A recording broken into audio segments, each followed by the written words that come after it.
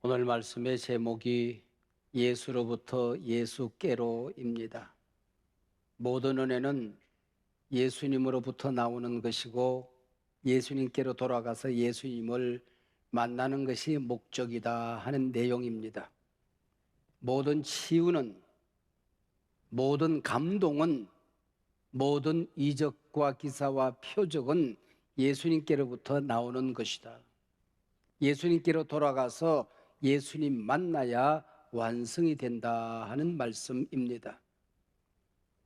오늘 본문은 우리가 너무나 잘 아는 얘기지요. 10명의 나 환자가 예수님을 만나 치유를 경험합니다. 9명은 치유를 경험하고 세상으로 돌아갔습니다. 꼭 이방인 1명만이 치유를 경험하고 예수님께로 돌아와 예수님을 만납니다. 오늘 본문 이 모습은 은혜 입은 사람들의 축소판입니다. 오늘 우리 예배드리는 이 현장의 축소판입니다. 예배드리면서 하나님의 말씀을 받습니다. 감동을 받습니다. 은혜를 받습니다. 감동만 받고 세상으로 나가는 사람들이 있고 그 감동을 끌어안고 예수님을 만나는 사람들이 있습니다. 이 세상 살아가다가 문제에 부딪힙니다. 고난과 시련을 만나게 됩니다. 질병을 만나게 됩니다. 기도하고 치유받고 해결받습니다. 그래서 병만 낫는 사람들이 있고 그리고 고난만 해결하는 사람들이 있는가 하면은 그 감사를 끌어안고 돌아와서 예수님을 만나는 사람들이 있더라 하는 것이지요. 믿음 가져서 가난하게 살던 사람들이 부자가 되었습니다. 그것 때문에 망하는 사람들이 있어요. 건강 때문에 망하는 사람들이 있어요. 그러나 예수님께 돌아와서 내가 왜 물질을 얻었는지, 내가 왜 건강을 얻었는지 그 이유를 예수님으로부터 발견하고 세상을 다르게 살아가는 사람들이 있더라는 것이요. 모든 은혜는 예수님으로부터 나온다. 모든 은혜는 예수님께로 돌아가서 예수 만나야 한다 하는 것이 본문의 메시지입니다.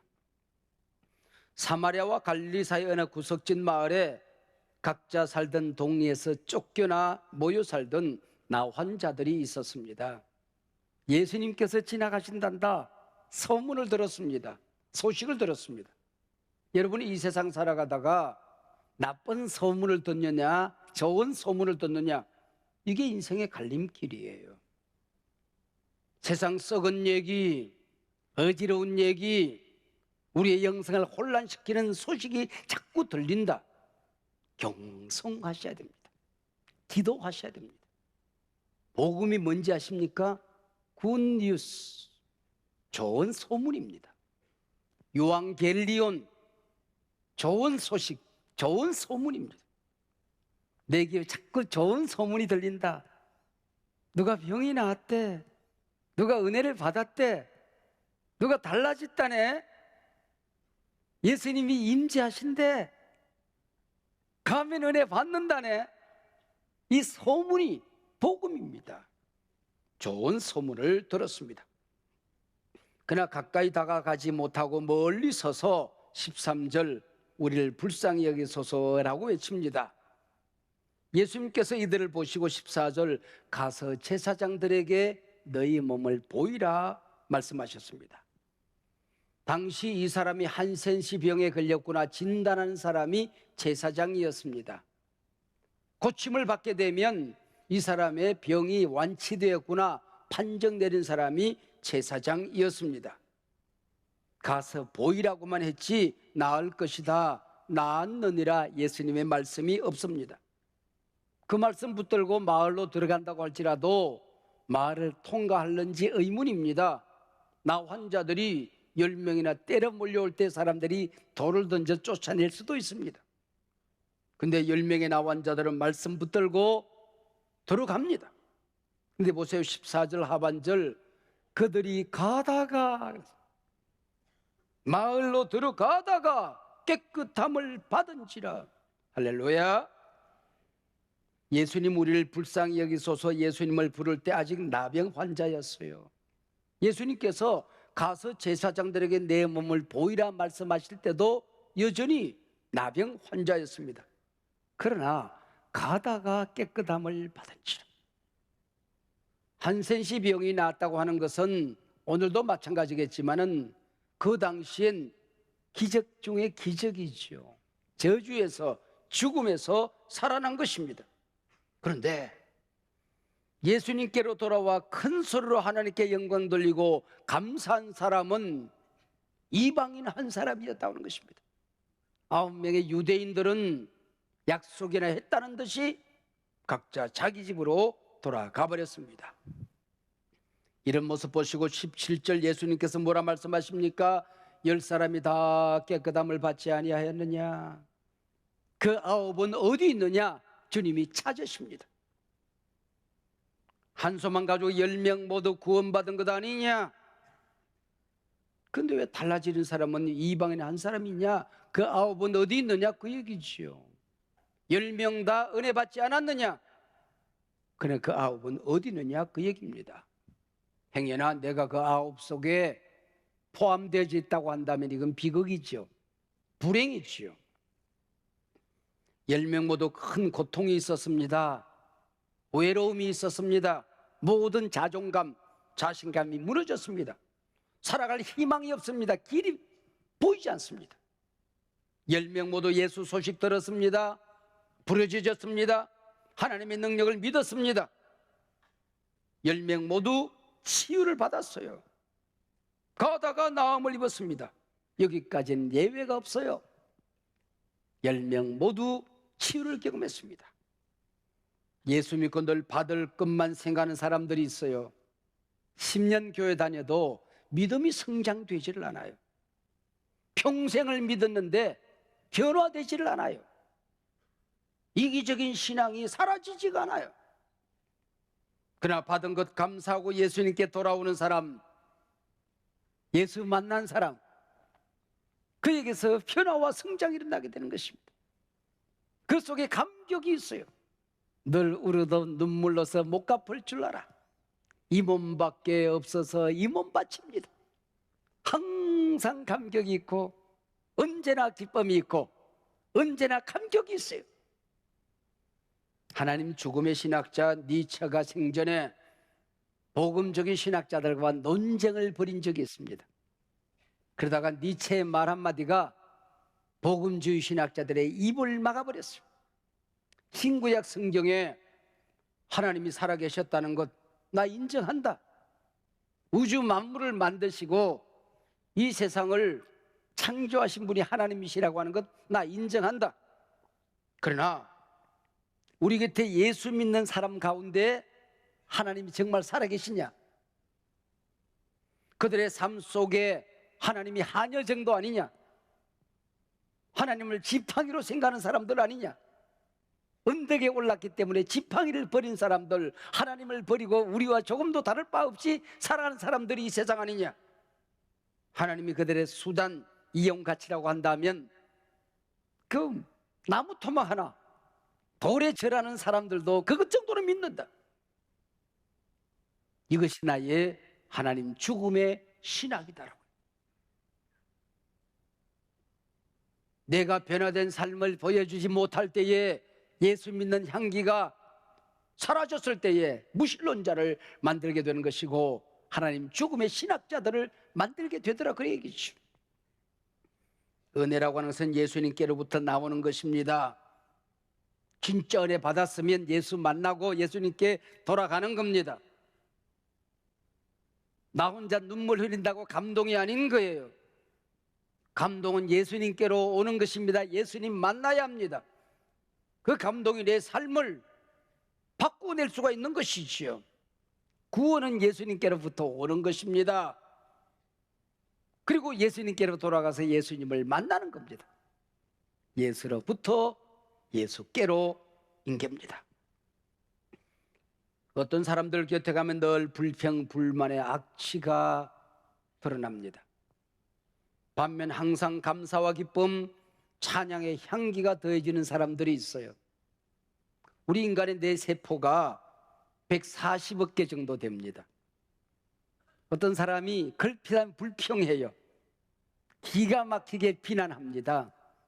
항상 부정적인 것을 보고 부정적으로 말합니다. 그러면 제일 먼저 듣는 게 내 귀예요. 다른 사람들의 귀에 전달되기도 전에 내 뇌에 새겨지게 되는 것입니다. 그래서 똑같은 상황이 있을 때마다 새겨졌던 불평이 저절로 입을 통하여 튀어나오는 거예요. 문제가 있을 때마다 기가 막힌 논리가 만들어집니다. 그리고 그 논리를 따라서 또 불평합니다. 그래서 불평 체질이 되는 거예요. 불평적 인간이 되는 거예요. 불평적 존재가 되는 것입니다. 어떤 사람이 찬송을 합니다. 감사를 합니다. 항상 격려합니다. 긍정적인 말을 합니다. 항상 긍정적인 것을 봅니다. 생명의 능력이 거기에 더해지는 거예요. 내가 감사하게 될 때에 다른 사람들의 귀에 전달되기도 전에 내 귀가 듣고 내 뇌에 새겨지는 것입니다. 똑같은 상황을 보았지만은 이게 감사 체질로, 감사 존재로 바뀌어진 사람은 기가 막히게 긍정적인 논리가 섭니다. 생각지도 않았는데 긍정적인 언어가 튀어나오게끔 되는 것입니다. 말이 쌓여지면 논리가 됩니다. 논리가 쌓여지면 습관이 되는 것입니다. 습관이 쌓여지면 품성이 되는 거예요. 품성이 쌓여지면 영성이 되는 거야. 이 영성이 내 속에 체질화되어지면 존재가 달라지는 거예요.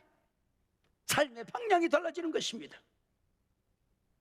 영성이라는 것은 말이 쌓여져서 만들어내는 인격입니다. 영성이라서 내 언어가 쌓여져서 만들어진 내 품성을 말하는 것입니다. 잠언 저자는 그렇게 말했어요. 죽고 사는 것이 혀의 힘에 달렸나니 혀를 쓰기 좋아하는 자는 혀의 열매를 먹으리라. 부정적인 혀를 놀리고 살면 부정의 열매를 먹는 거야. 불만의 입술을 토하고 살면 불만의 열매를 먹고 살게끔 되어 있다는 것이죠. 믿음의 언어를 토하고 살면 믿음의 열매를 먹고 사는 거예요. 긍정적인 언어를 만들어내는 논리가 내 안에 있으면 긍정의 열매를 먹고 사는 것입니다.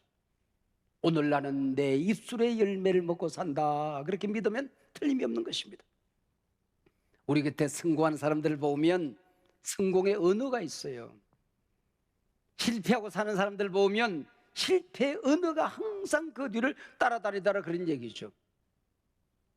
예수를 믿으면 믿을수록 교회 생활에 행복하지 않은 사람이 있어요. 불행의 언어가 그들에게 있기 때문입니다. 가정생활을 하는데도 밥 먹고 살아요. 잘 살아요. 근데 불행한 가정들이 있어요. 그 가정에 들어가 보면 불행의 언어가 있더라, 그런 얘기죠. 선진국과 후진국의 차이는 감사가 얼마나 쌓여지느냐 여하에 따라서 달라지더라는 거예요. 한 공산주의자가 서구에 가서 깜짝 놀란 게 있어요. 걸핏하면 땡큐예요. 감사가 있더라는 거예요. 근데 공산사회에서는 감사가 없는 겁니다. 투쟁해서 얻은 건데, 내가 피 흘리고 얻은 건데 뭘 감사할겠냐, 그런 얘기죠. 한 신학자는 그렇게 말했습니다.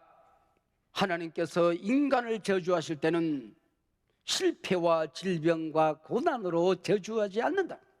그에게서 감사를 뺏어간다. 감사의 언어를 뺏어간다. 감사의 마음을 빼앗아간다. 그게 저주다라고 얘기했습니다. 여러분, 나도 모르게 자꾸 불평과 원망 자꾸 쌓여지고 기쁨과 감사의 언어가 사라졌습니까? 기억해야 됩니다. 행여나 하나님이 나로부터 감사의 언어를 빼앗은 저주는 아닌지 말이에요. 감사하느냐 불평하느냐에 따라서 가는 길이 달라지더라, 그런 얘기. 놀라운 치유 앞에 가는 길이 달라집니다. 성공하고 출세한 다음에 발걸음이 달라집니다. 10명의 나환자가 야호 소리를 질렀지만 야호의 의미가 달랐던 거죠. 15절 16절에 보면 그 중에 한 사람이 자기가 낳은 것을 보고 큰 소리로 하나님께 영광을 돌리며 돌아와 예수의 발 아래 엎드려 감사하리라. 그때 예수님이 그 아홉은 어디 있느냐 찾으시는 거죠. 어떤 사람은 내가 이게 진짜 나은 게 맞을까? 잠시 일어나는 예수님 말씀들은 내 심리적인 작동 아닐까? 확실하게 나은 다음에 가리라. 뭔가 곱씹다가 주님을 만나지 못하는 거예요. 어떤 사람은 가기는 간다.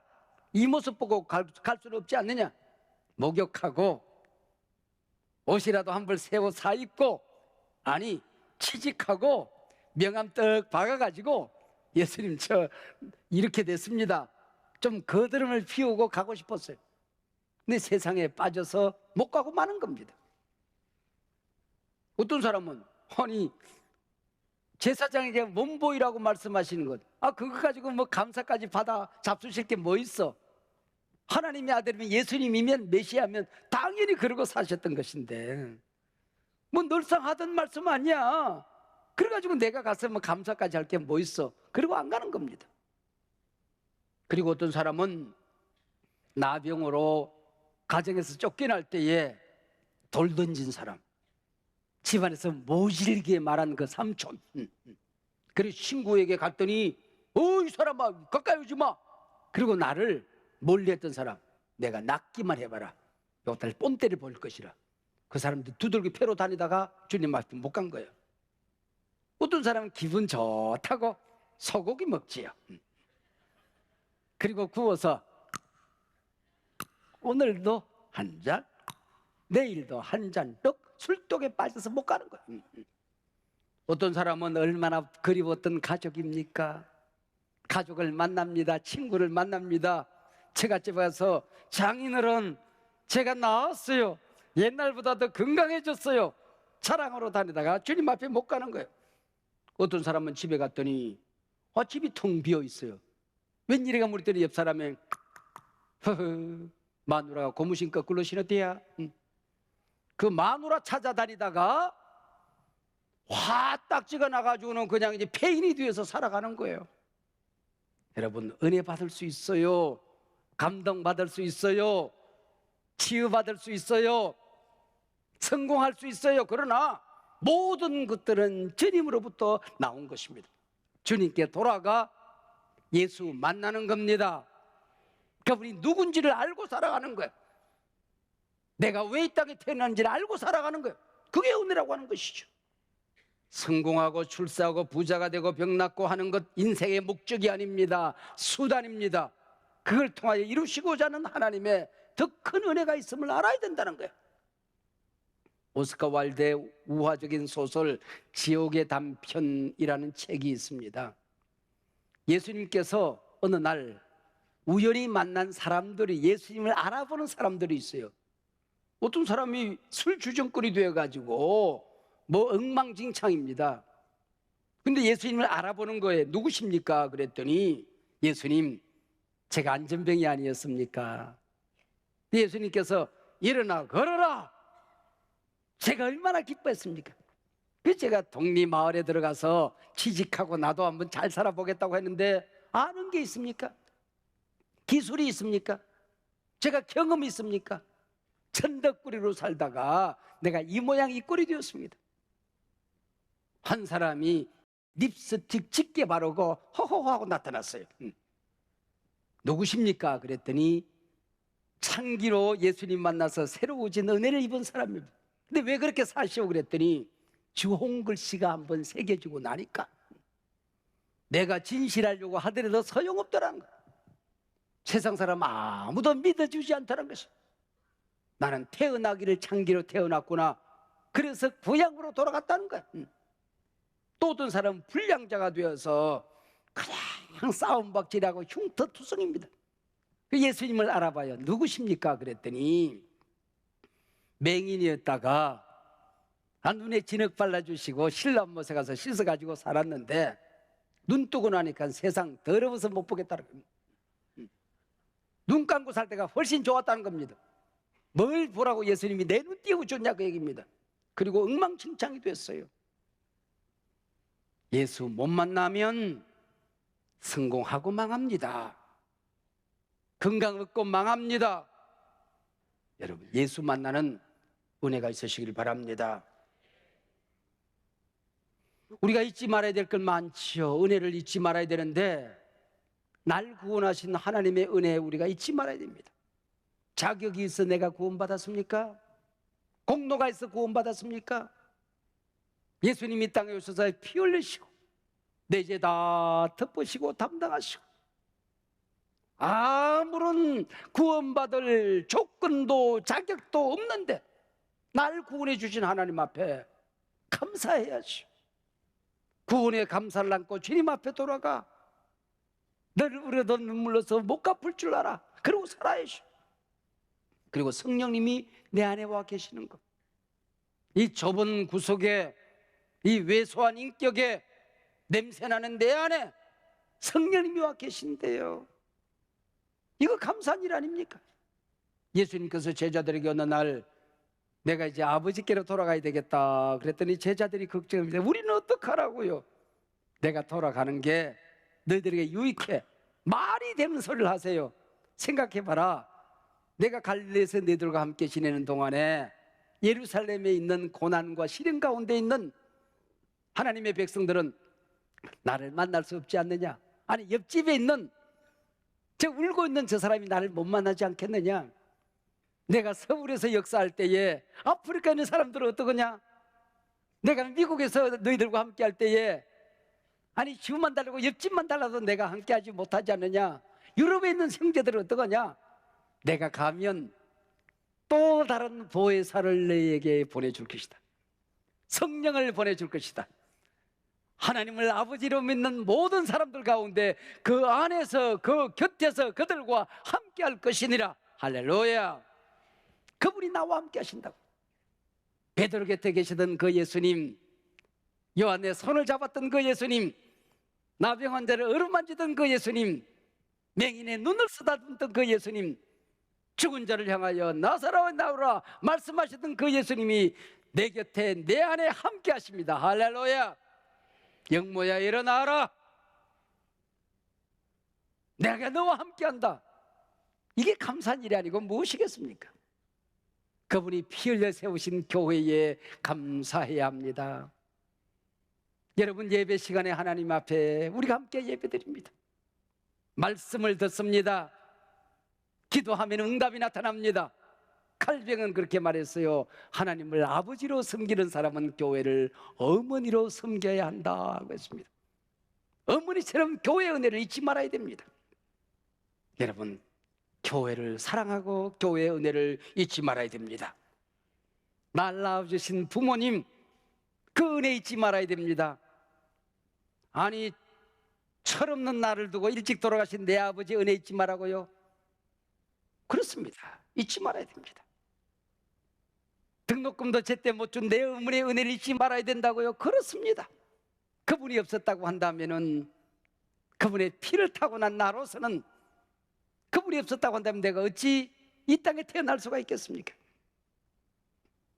8살 어린 나이, 호르몬에 맡겨진 버려진 나이였습니다. 길거리 불량배가 될 수도 있었을 것이고, 남들 학교 갈 때 깡통 들고 이 골목 저 골목 헤매는 거지아이가 되어서 살 수도 있었을 겁니다. 평생 남의 집 머슴살이하고 살 수도 있었을 것입니다. 그러나 쌀밥은 못 먹였지만은 하나님의 말씀을 먹였습니다. 따뜻한 옷을 입혀주지는 않았지만은 어머니 눈물의 기도로 나를 입혀서 키웠습니다. 너는 하나님이 지킬 거야. 하나님이 함께 할 거야. 새벽마다 울면서 평생을 기도하셨고, 금요일이 되면은 목사가 된 다음에는 항상 금식을 하셨던 내 어머니, 그분이 없었다고 한다면 오늘의 내가 있을 수 있겠습니까? 여러분, 세상 살기 만만치 않았지만은 밥 굶어 본 적 없습니다. 옷 벗어 본 적 없습니다. 공부하고 싶을 때 공부 못 해본 적 없습니다. 어찌 믿음의 내 어머니, 착하신 내 아버지 피를 타고 태어난 것, 내 아버지 내 어머니에게 감사하며 살아야지. 불평은 있을 수가 없습니다. 감사하죠. 이게 은혜가 아니고 무엇이겠습니까? 의지할 데가 없어서 하나님만 의지하고 살았습니다. 그게 복이죠. 모든 것이 합력하여 선을 이루었습니다. 여러분 잘나서 그 자리에 앉아 있습니까? 가질만 해서 가졌습니까? 누릴만 해서 누렸습니까? 은혜 아니면 아니 되었던 일들 아닙니까? 하나님의 은혜 아니었습니까? 예수님께 돌아올 때 예수님 뭐라 말씀하십니까? 일어나 가라, 내 믿음이 너를 구원하였느니라. 할렐루야. 감동만 안고 살아가지 마세요. 치유만 안고 살아가지 마세요. 성공만 안고 살아가지 마세요. 주님께 돌아와야 됩니다. 그 아홉은 어디 있느냐? 책망하기 위해서가 아닙니다. 얘들아, 내가 가라고 그랬더니 가다가 나왔지? 그래. 예수님이 당신의 공로를 드러내기 위해서가 아닙니다. 더 큰 은혜 주시기 위하여, 더 큰 축복을 주시기 위하여 주님이 우리를 찾으시는 것입니다. 자그마한 반딧불 하나를 얻었습니다. 하나님 앞에 그것 들고 감사할 때에 하나님께서 전등을 우리에게 주어서 험한 이 세상, 길 없는 세상 길 찾아 다니게 하는 것입니다. 그 전등 감사할 때에 달빛을 주시는 것입니다. 어두운 세상 헤쳐나갈 때에 하나님이 승리하며 살 수 있도록 우리를 도와주시는 것입니다. 그 달빛 감사하게 될 때에 햇빛을 주어서 어디 가든지 간에 어둠이 사라집니다. 고난이 떠나갑니다. 부정적인 것들이 바뀌어집니다. 그곳은 빛과 사랑이 언제나 찬란하게 넘치게 되는 햇빛을 주시는 것입니다. 햇빛 보고 감사하게 될 때에 영원히 나와 함께 살자 천국 빛으로 우리를 인도하여 주시는 것입니다. 오늘도 주님 말씀하십니다. 돌아오라, 돌아와 나랑 살자. 내 안에 은혜가 있다. 내 안에 모든 것이 있다. 예수로부터 예수께로.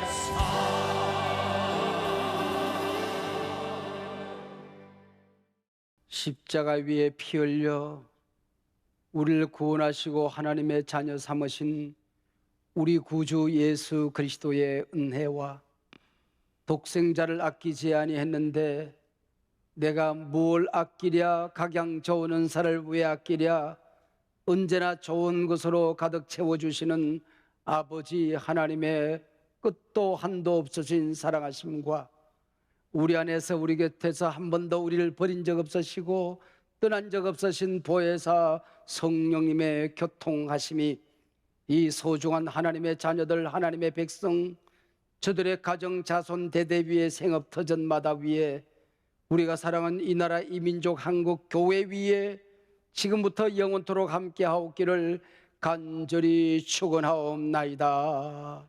아멘.